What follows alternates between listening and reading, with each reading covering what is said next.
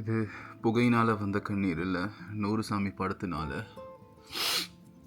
Thank you director Saseem. Such a beautiful movie. 2026 இன்னொரு wholesome movie வந்திருக்கு. எனக்கு என்ன சொல்கிறேன்னு தெரியல. நம்ம வந்து ஒரு படம் பார்க்கும்போது ஒரு 10 மினிட்ஸ்லேயே நம்ம இந்த ஃபில்மோட கனெக்ட் ஆகிட்டோமா இல்லையான்னு சொல்ல முடியும். அப்படி இல்லைனாவே வந்து நம்ம ஒரு பக்கம் ஃபோன் எடுக்க ஆரம்பிச்சிடுவோம், வேறு எங்கேயாச்சும் போக ஆரம்பிச்சிடுவோம், பேச ஆரம்பிச்சிடுவோம், அங்கிட்டு பார்ப்போம் இங்கிட்டு பார்ப்போம். எனக்கு அந்த படம் ஆரம்பித்து ஒரு 30 மினிட்ஸ் போகும்போதே வந்து படம் வந்து ஒரு மாதிரி டீப்பாக கனெக்ட் ஆகிடுச்சு. அதுலேயும் ஸ்பெஷலி அந்த ஒரு ஃபர்ஸ்ட் டயலாக் ஒரு மாதிரி எனக்கு மண்டைக்குள்ள இன்னும் ஸ்ட்ரைக் ஆகிட்டே இருக்குது.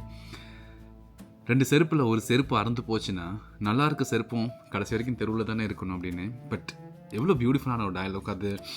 அந்த இடத்துல வந்து அதை இப்படி கனெக்ட் பண்ணது வந்து செம்ம, சான்ஸே இல்லை. லைக் அந்த மாதிரியான நிறைய டயலாக்ஸ் வந்து த்ரூ அவுட் அந்த படம் ஃபுல்லாகவே இருந்துச்சு. அவங்க அம்மா வந்து அந்த கேரி பண்ணுற அந்த எமோஷன்ஸாக இருக்கட்டும், இந்த சொசைட்டியில் வந்து ஒரு பொண்ணு எஸ்பெஷலி அதுவும் கணவன் இழந்த ஒரு பொண்ணு வந்து எவ்வளோ விஷயங்களுக்கு பயப்பட வேண்டியிருக்கு. ஈவன் வீட்டில் ராத்திரி அவசரத்தில் பயத்தில் ஒரு எலி ஓடினா கூட வந்து லைட்டாக போட்டால் கூட அது வந்து சுற்றி ஊரில் இருக்கவங்க எப்படி பார்க்குறாங்க. Such a beautiful dialogues. அந்த படம் ஃபுல்லாகவே வந்து அவ்வளோ எமோஷன்ஸ் இருந்துச்சு. அண்ட் ஒரு பாயிண்டில் வந்து அந்த பசங்களோட ஒரு அண்டர்ஸ்டாண்டிங்காக இருக்கட்டும், அவங்க அம்மாவை பார்த்தினது, லைக் அம்மாவுக்கும் ஒரு லைஃப் இருக்குது அப்படிங்கிறது ஒரு பாயிண்டில் அவங்க அதை ரிஜெக்ட் பண்ண ட்ரை பண்ணும்போது அதை ஒரு மாதிரி புரிய வச்சது. இடையில வந்து விஜய் ஆண்டனியோட அந்த ஒரு ப்ரெசன்ஸாக இருக்கட்டும், அந்த ஒரு இன்னசென்ஸாக இருக்கட்டும், ஃபுல் அண்ட் ஃபுல் ஒரு ஃபீமேல் ஓரியன்ட் மூவியில் ஒரு லீடிங் ஆக்டர் வந்து ஆல்மோஸ்ட் ஒரு படத்தில் ஆல்மோஸ்ட் ஒரு 1.5 hours நினைக்கிறேன். ஐ திங்க் 1 ஹவருக்கு மேலே 1 hour முடிஞ்சு வந்து ஹீரோட என்ட்ரியாக இருக்கட்டும், லைக் அந்த ஃபில்முக்குள்ளே வந்து எல்லாமே நடிச்சிருக்காங்க.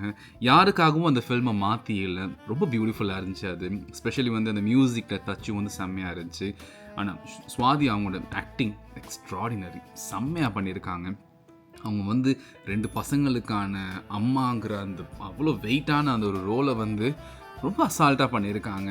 அண்டு ஊரில் இருக்கவங்கலாம் இப்படி தான் நடந்துக்கிறாங்க. இன்னுமே வந்து கூட வந்து ஒரு பொண்ணு சின்ன வயசுலேயே வந்து கணவனை இழந்துட்டாங்கன்னா கடைசி வரைக்கும் அவங்க இப்படி தான் இருக்கணும்ன்ட்டு பார்க்குற ஒரு இது இருக்குது. பட் ஆனால் அந்த படத்தில் என்ன பியூட்டிஃபுல்லான ஒரு மூமெண்ட்னா, எங்கேயுமே அதை ஒரு மாதிரி ஒரு முறை தவறி அப்படி காட்டவே இல்லை.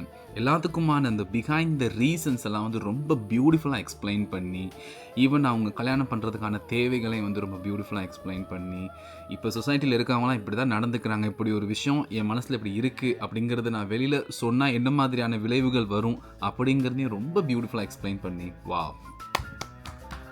Such a ஹாசம் movie. ஸ்பெஷலி அந்த பசங்களை நடிச்ச 2 பேருமே வந்து செம்மையாக நடிச்சிருக்காங்க. அந்த மூத்த பையன் வந்து ரொம்ப ரெஸ்பான்சிபிளான ஒரு கேரக்டர் அதில் காட்டியிருக்காங்க. லைக் த்ரூ அவுட் வந்து லைக் அம்மாவுக்கு வந்து ஒரு மறுமணம் பண்ணி வைக்கணுங்கிறதுக்கு அவன் வந்து அண்டர்ஸ்டாண்ட் பண்ணிக்கிட்ட அந்த ரீசன்ஸாக இருக்கட்டும், அண்ட் அவன் வந்து எல்லா பக்கமும் பேலன்ஸ் பண்ண அந்த ட்ரை பண்ணுற விதங்களாக இருக்கட்டும், அண்ட் எஸ்பெஷலி அவங்க அம்மா சுவாதி அவங்களோட வந்து கடைசி அந்த கல்யாணத்துக்கு முதல் நாள் நைட்டு அவங்க பசங்களோட உட்காந்து சாப்பிடும்போது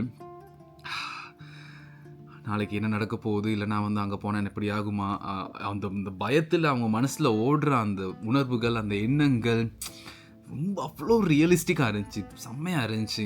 எல்லாமே வந்து ஒரு மாதிரி அப்படி கனெக்ட் பண்ணியிருந்தாங்க. நிறைய எமோஷனல் சீன்ஸ் வந்து இப்படி எடுத்துகிட்டு போயிட்டு வேணாம் இவ்வளோ எமோஷன் ஆகாதீங்க அப்படின்ட்டு அது ஒரு மாதிரி நார்மலைஸ் பண்ணி திரும்ப இடையில தேவையான அளவுக்கு காமெடிஸும் வச்சு பியூட்டிஃபுல், செம்மையாக இருக்குது.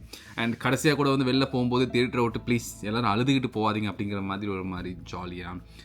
அண்ட் எல்லாத்துக்கும் மேலே இது பேஸ்ட் ஆன் ட்ரூ ஸ்டோரி அப்படின்னோன்னு நிஜமாக 2 பசங்க இவ்வளோ தூரம் யோசித்து அம்மாவை பற்றி இவ்வளோ விஷயங்கள் பண்ணியிருக்காங்களே அப்படிங்கும்போது ரொம்ப பியூட்டிஃபுல்லாக இருக்குது. Thank you director Sasi. Such a beautiful movie. And Vijay Antony, Swathi ரொம்ப செம்மையாக பண்ணியிருக்கீங்க. பட் நீங்கள் போய்ட்டு பார்க்கலன்னு சொன்னால் போயிட்டு பாருங்கள்.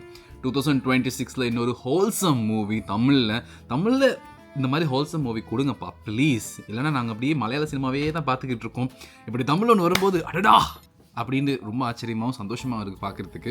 ஸோ பார்க்கலையா, கண்டிப்பாக போய் ட்ரை பண்ணுங்கள். ஸ்பெஷலி நீங்கள் தியேட்டர்லேயே போய் ட்ரை பண்ணுங்கள். அந்த எமோஷன்ஸ் எல்லாம் உங்களுக்கு இன்னும் கொஞ்சம் டீப்பாக கனெக்ட் ஆகும். அது மீன் டைம் வந்து கண்டிப்பாக நீங்கள் கொடுக்குற காசுக்கு வந்து ஒர்த் வாட்சிங்காக இருக்கும். மறக்காமல் ட்ரை பண்ணுங்கள். அண்ட் முடிஞ்சால் இந்த வீடியோ பிடிச்சிருந்துச்சின்னா அப்படியே எனக்கு கீழே ஒரு சப்ஸ்கிரைப் பண்ணி தட்டி விட்டு போங்க.